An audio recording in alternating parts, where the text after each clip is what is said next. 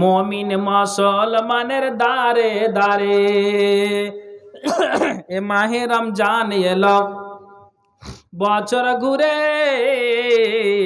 মমিন মুসলমানের দারে দারে পাপি তাপি আইরে ছোটে পাপি তাপি আইরে ছোটে নেকির বোঝা তোরা লে রে লোটে নেকির বোঝার আচ্ছা 200 টাকা তার 17 হলো আচ্ছা আচ্ছা 18 আমার মরণ যেন হয় ইমানের পথে অবিচল থেকে আমার মরণ যেন হয় ইমানের পথে অবিচল থেকে আমার মরণ যেন হয় তোমারই কাছে মিনতি আমার মহামহিম দয়াময় ইমানের পথে অবিচল থেকে আমার মরণ যেন হয় ইমানের পথে অবিচল থেকে আমার মরণ যেন হয় তোমারই কাছে মিনতি আমার মহামহিম দয়াময় কেটে একজন আচ্ছা আচ্ছা আচ্ছা তাহলে 200 টাকা লিখে দেন বাকি একজনের নাম কি মজিবুর আচ্ছা মজিবুর ওখানে তার 21-22 পারা হলো আল্লাহকেও আর 8 পারা বাকি আছে ইনশাল্লাহ পূরণ হবে তাড়াতাড়ি দিয়ে পাঠান এটা আল্লাহর রাস্তায় মা বোন আপনারা ওই কচি বাচ্চাদের হাতে দিয়ে পাঠান জি ধ্যানরত ছিলেন নাবি ধ্যানরত ছিলেন নাবি গার হিরাতে ফুরকানে হামেদ নাজেল হলো জিবরিল দারাতে ধ্যানরত ছিলেন নবী গার হিরাতে ফুরকানে হামেদ নাজেল হলো জিবরিল দারাতে জিব্রাইল পড়েন সূরা আলাক নবীজি মোর অতি চালাক জিব্রাইল পড়েন সূরা আলাক নবীজি মোর অতি চালাক জিব্রাইলের সাথে নবী লাগিলেন পড়িতে ফুরকানে হামেদ নাজেল হলো জিবরিল দারাতে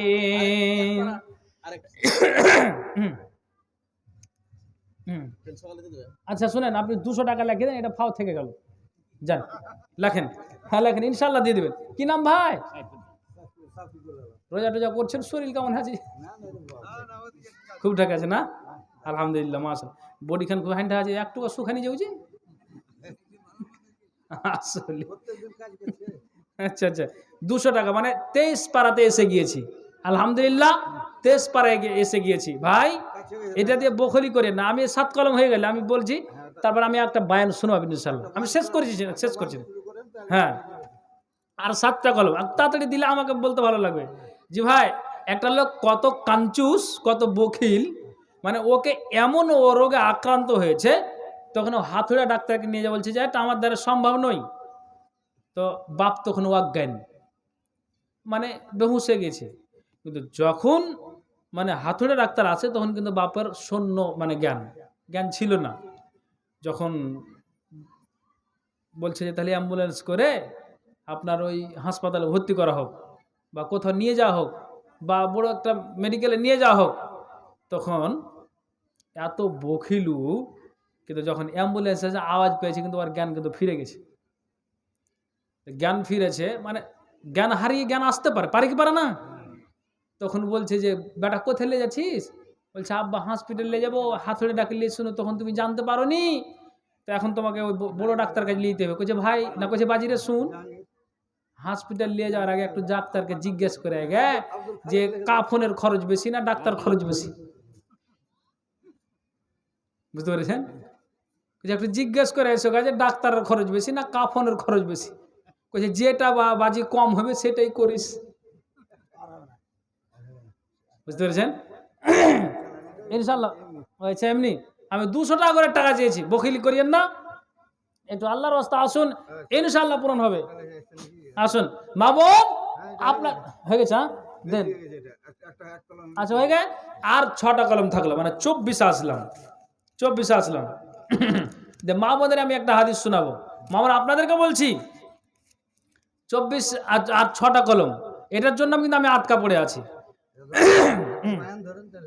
ভাইজান এটা কথা মাথায় রাখুন। তার আগে আর একটা কথা বলে দিই, যে আমাদের মালদার যিনি একজন নামি দামি মানে বক্তা, আমাদের সকলেরই সুপরিচিত, চিনেন না ওনাকে? মৌলানা বাদরুদ্দোজা নাদবি সাহেব, চিনেন কি চিনেন না? আর আশা করি ওনাকে চেনাটা দরকার। কেউ যদি বলে চিনি না তো এটা আলাদা কথা হয়ে গেল, যেহেতু মালদার মানুষ আর আমরা চিনব না মানে। জি, তো বলছি শেষ জীবনে উনি কিন্তু একটা বই লিখলেন, বলছে এটা আমার শেষ, কতদিন আল্লাহ আমাকে আর বাঁচাবে বলতে পারবো না, তো শেষ। তো আলহামদুলিল্লাহ এটা মাঝখানে এজন্য বলছি, তারপরে আমি হাদিসটা শোনাবো। তো উনি লিখেছেন, বইটার নাম আছে সহি নামাজ শিক্ষা, নমাজ সম্পর্কে।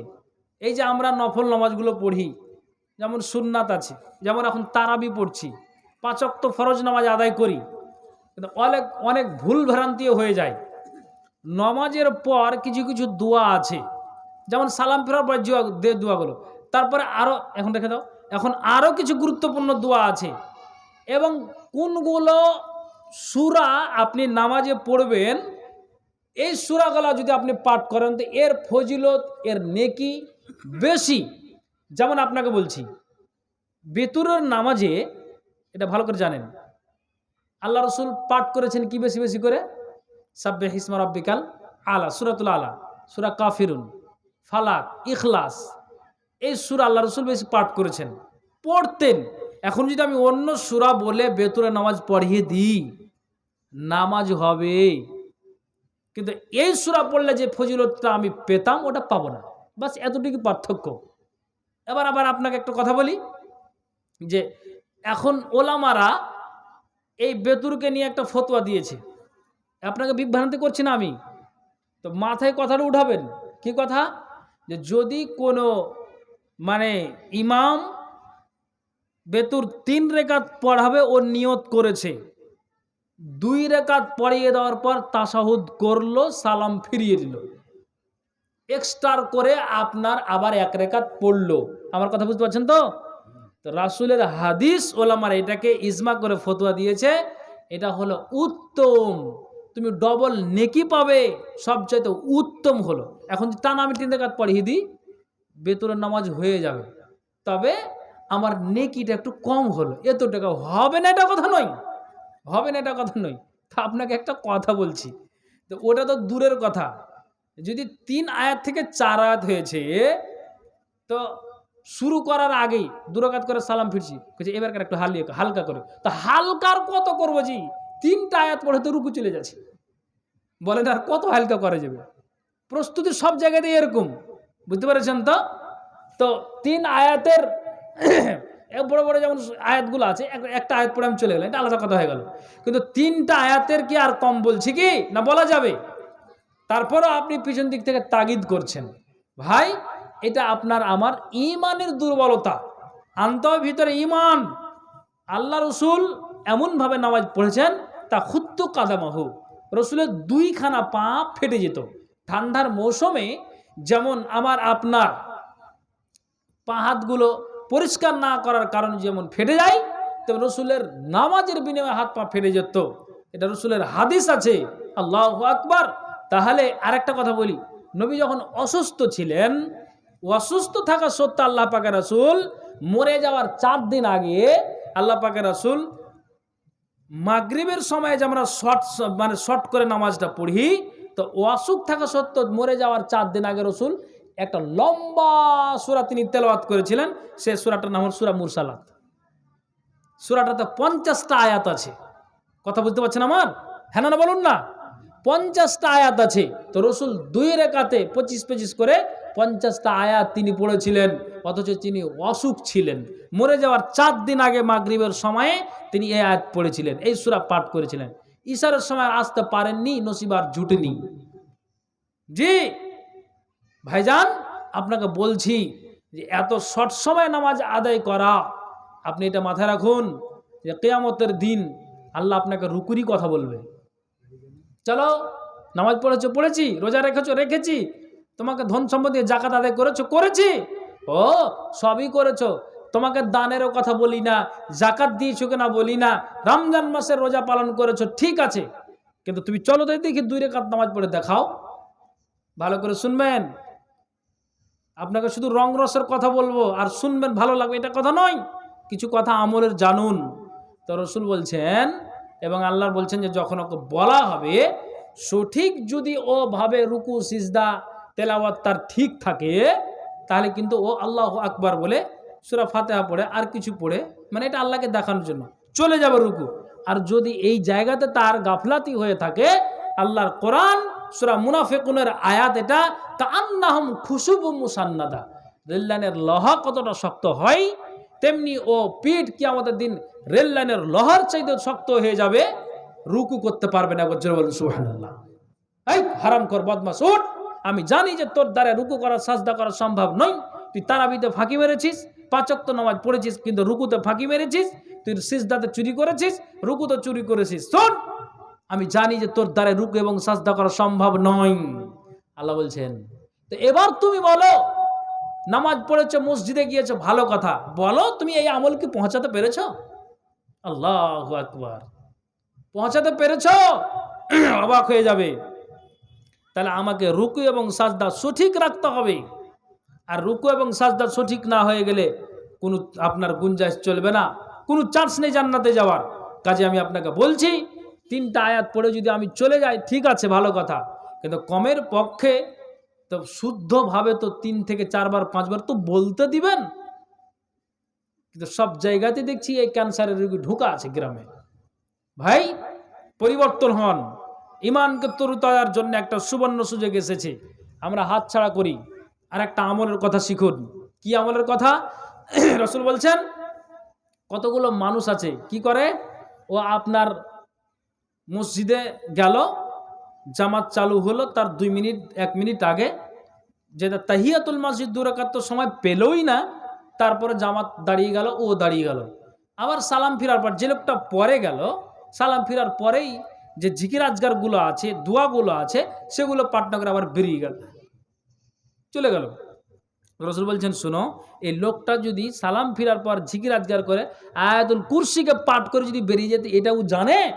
বলছে কি, যদি মানুষ 5 ওয়াক্ত নামাজ পড়ে নেওয়ার পর 5 ওয়াক্ত নামাজের সালাম ফিরার পরে আপনার আয়াতুল কুরসিকে যদি ও ওই তাশাহুদের জায়গাতে বসে পাঠ করে বেরিয়ে যায়, তাসবিহ তাহলিল করে বেরিয়ে যায়, আল্লাহ রাসূল বলছেন যে আয়াতুল কুরসিকে 5 ওয়াক্ত নামাজে সালাম ফিরার পর যারা অভ্যাসী, যারা পাঠ করে, আল্লাহ রাসূল বলছেন শোনো, এর জান্নাতে যাওয়া কতটা এখন সময় আছে, দূরত্ব আছে, দেরি আছে, বাকি আছে, যতক্ষণ ও মরেনি।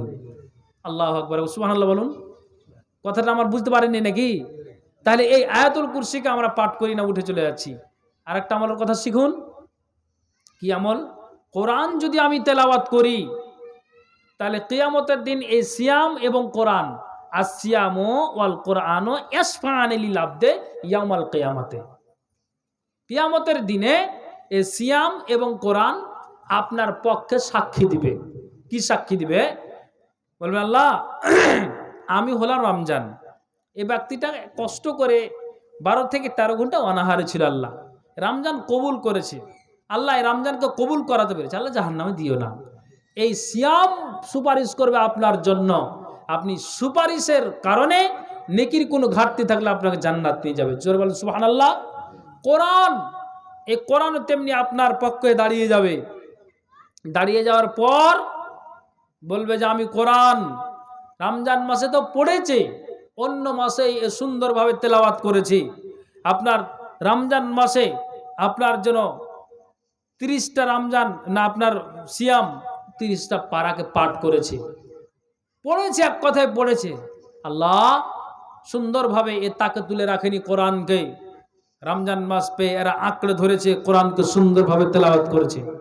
কোরআন বলবে যে আমি আল্লাহ তোমাকে বলছি, আমার সুপারিশ তুমি কবুল করে একে জান্নাতে নিয়ে যাও। কোরআন তখন আপনাকে জাহান্নাম থেকে বাঁচিয়ে জান্নাতে নিয়ে যাবে। জোরে বলুন সুবহানাল্লাহ। আর যদি এই কোরআন পড়তে জানি, তাকে যদি রেখে দিই, বিপক্ষে হবে।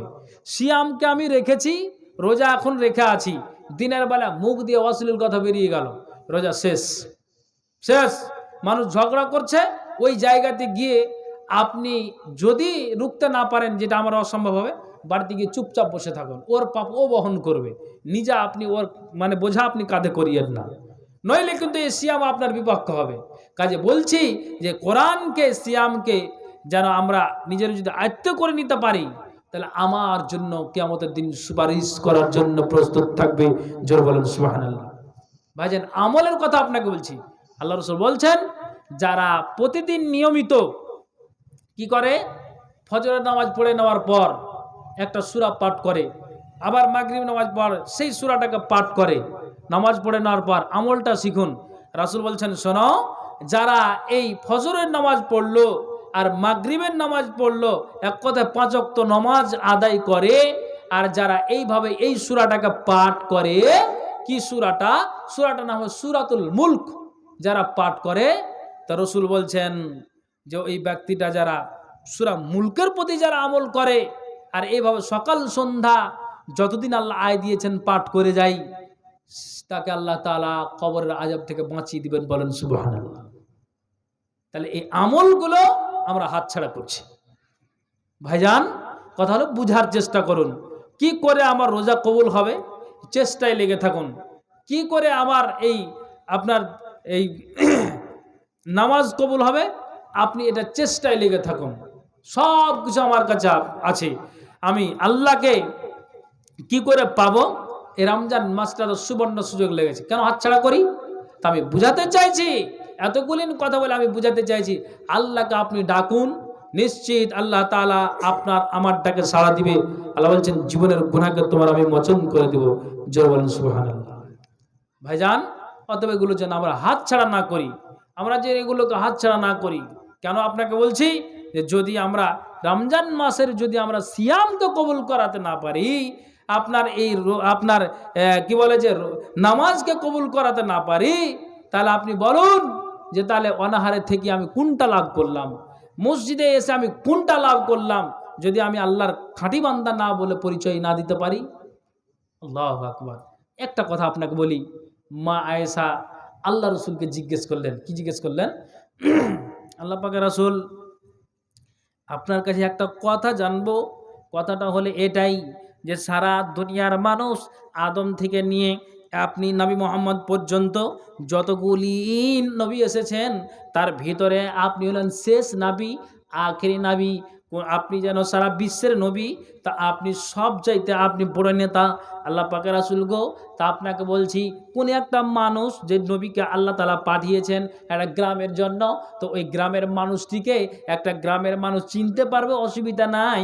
তাহলে আপনি সারা বিশ্বের নবী, তাহলে আপনি বলেন তো, আপনি আপনার উম্মতকে কিয়ামতের দিন কি করে আপনি চিনতে পারবেন? কি করে আপনি বলবেন যে এটা হলো আমার জন্য, এটা হলো আমার খাঁটি উম্মত? আল্লাহ রাসূল বলছেন, আয়েশা, বেশ তুমি ভালোই প্রশ্ন করেছো, বেশ তুমি ভালোই কথা বলেছো। কি করে আমার বান্দাকে, আমি আল্লাহর বান্দাকে, আমার উম্মতকে কি করে আমি যেন চিনতে পারবো? হ্যাঁ আয়েশা, তুমি ঠিক বলেছো। রাসূল বলছেন, আয়েশারে কান খুলে শোনো, মনে করো শীতলপুর গ্রামের কোনো একটা চাটিয়াল ময়দানে, ওই জায়গাতে আপনার জন্য 1000টা ঘোড়া চড়ে, আপনার জন্য ওই জায়গাতে 1000টা ঘোড়া আছে। 1000টা ঘোড়ার ভিতরে আয়েশা, যেমন মানুষের ঘোড়ার যেমন আপনার জন্য পা লাল, তোমার ঘোড়ার পা লাল, মানুষের ঘোড়ার যেমন গায়ের রংটা লাল, তোমার ঘোড়ার গায়ের রংটা লাল, যেমন লেজ লাল তোমার ঘোড়ার আপনার লেজটা লাল। তা আয়েশা তুমি কান খুলে শোনো, 1000টা ঘোড়ার ভিতরে তোমার ঘোড়ার একটা গুণ আছে, একটা স্মৃতি আছে। ঘোড়াটার স্মৃতি হলে এই, ঘোড়াটার গুণ হলো এই যে ঘোড়াটার অল্পটুকু মাথা হলো সাদা। তা আয়েশা তুমি বলো তো, 1000টা ঘোড়ার ভিতরে যদি 999টা ঘোড়ার মাথা যদি লাল হয়, গায়ের রংটা লাল হয়, আপনার লেজ লাল হয়, পা যদি লাল হয়, সমস্ত কিছু লাল, কিন্তু তোমার ঘোড়াটা লাল। কিন্তু তোমার ঘোড়ার একটা পরিচয় আছে যে তোমার ঘোড়ার মাথাটা হলো সাদা। আয়েশা তুমি বলো তো, 1000 ঘোড়ার ভিতরে তোমার ঘোড়াকে চিনতে কি অসুবিধা হবে? কথা বুঝতে পেরেছেন? আচ্ছা বলেন তো, 1000 ঘোড়া লাল, কিন্তু ওর মধ্যে শুধু আয়েশার ঘোড়াটার মাথা সাদা, তাহলে আর কাউরির কোনো ঘোড়ার মাথা সাদা নই। তাহলে ওই 1000 কেন 2000 থাকলো, কোটি কোটি থাকলো, আমি ঘোড়াটা চিনতে পারবো না বলেন? একটু হ্যাঁ না বলছেন যে আপনারা?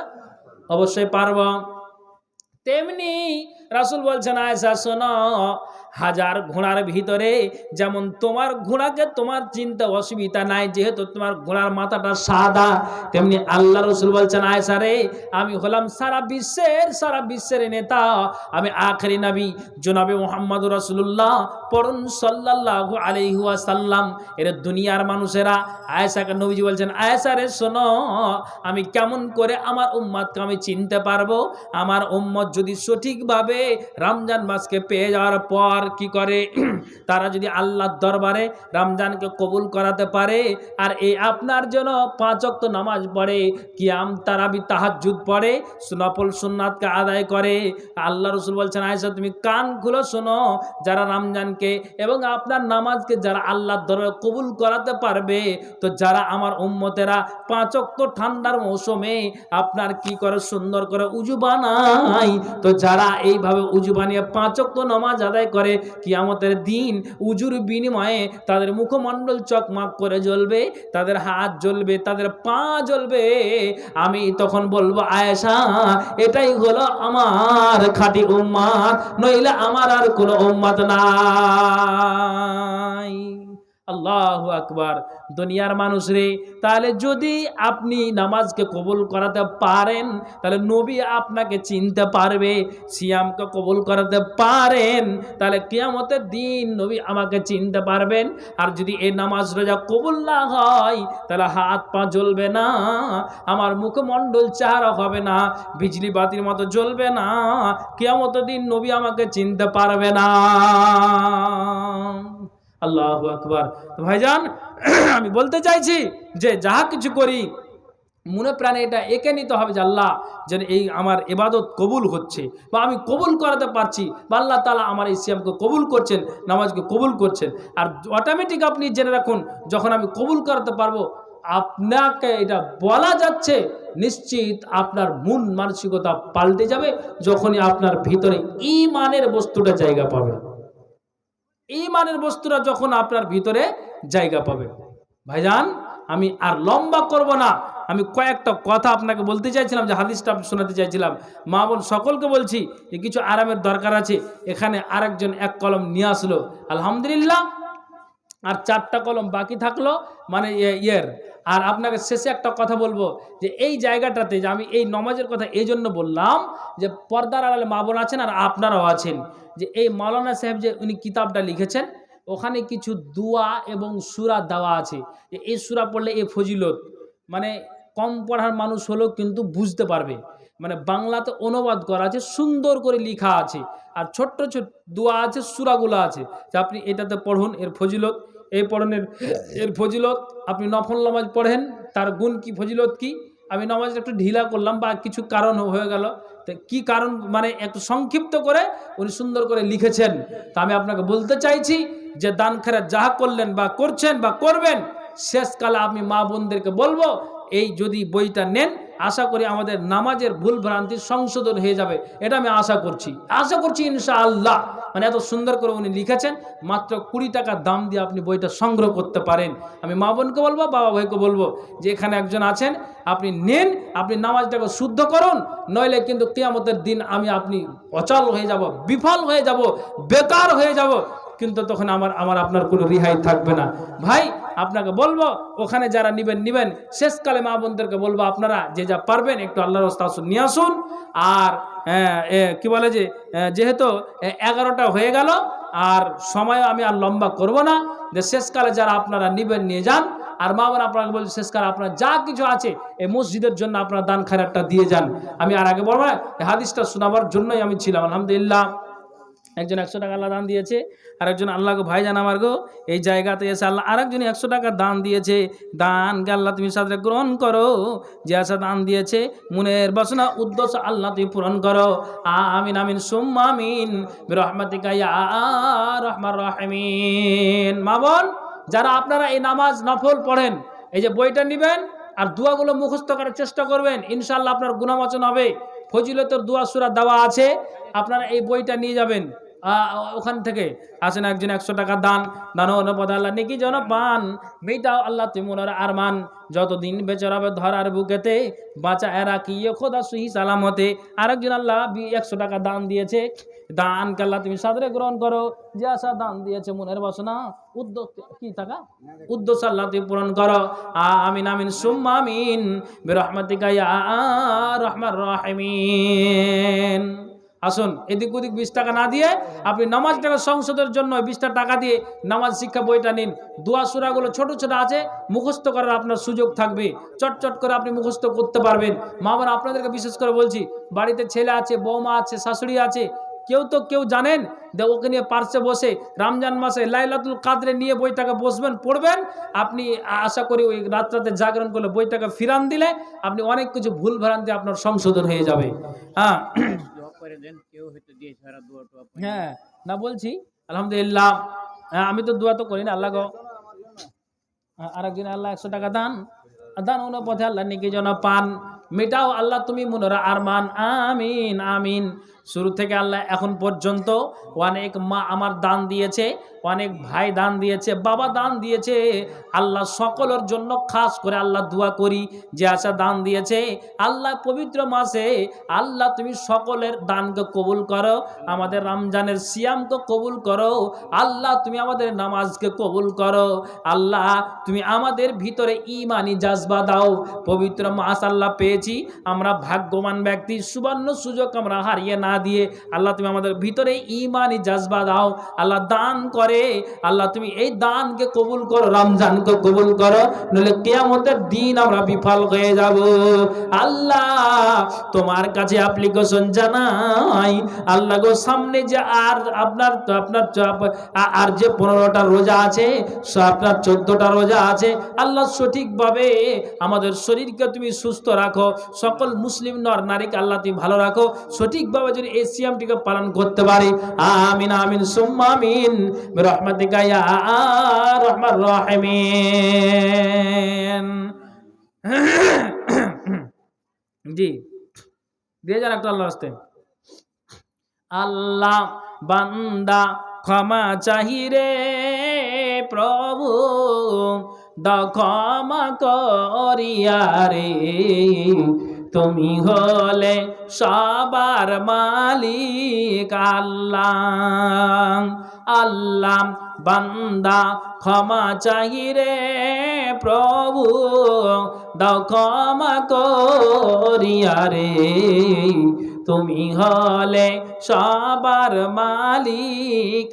আল্লাহ বছর পরে আসিছে সবার তরে, বছর পরে আসিছে সবার তরে, ওই মাহে রমজান চলো চলো চলো যাই সারি সারে রে, তুমি হলে সবার মালিক। আল্লাহ আল্লাহ বান্দা ক্ষমা চাহিরে প্রভু, দাও ক্ষমা করিয়া রে, তুমি হলে সবার মালিক। আল্লাহ তুমি কি জানো মুসলিম, তুমি কি জানো মুসলিম, ওই বিচার দিনের খবরে তুমি হলে সবার মালিক। আল্লাহ আল্লাহ বান্দা ক্ষমা চাই রে প্রভু দাও ক্ষমা করিয়া রে। তুমি হলে সবার মালিক আল্লাহ, তুমি হলে সবার মালিক আল্লাহ। বছর পরে আসিছে সবার তরে, ওই মাহে রমজান চলো চলো যাই সারি সারে রে। তুমি হলে সবার মালিক আল্লাহ। আমিরুল ওখানে যাও না, ওখানে যাও, চলে যাও, যাও ভিড় লাগানো যাও। আচ্ছা আচ্ছা, যারা দিবেন আর বইটা নেবেন আমিরুল ওখানে নিয়ে যাও, শেষ করে দেবো যাও। তো যদি শেষকালে থাকেন আমি সবার জন্য দোয়া করলাম আমভাবে, আল্লাহর কাছে দোয়া করবে এটাই যে আল্লাহ তুমি সকলের দানকে রমজানকে আল্লাহ নামাজকে আল্লাহ তুমি কবুল করো, আমিন সুম্মা আমিন।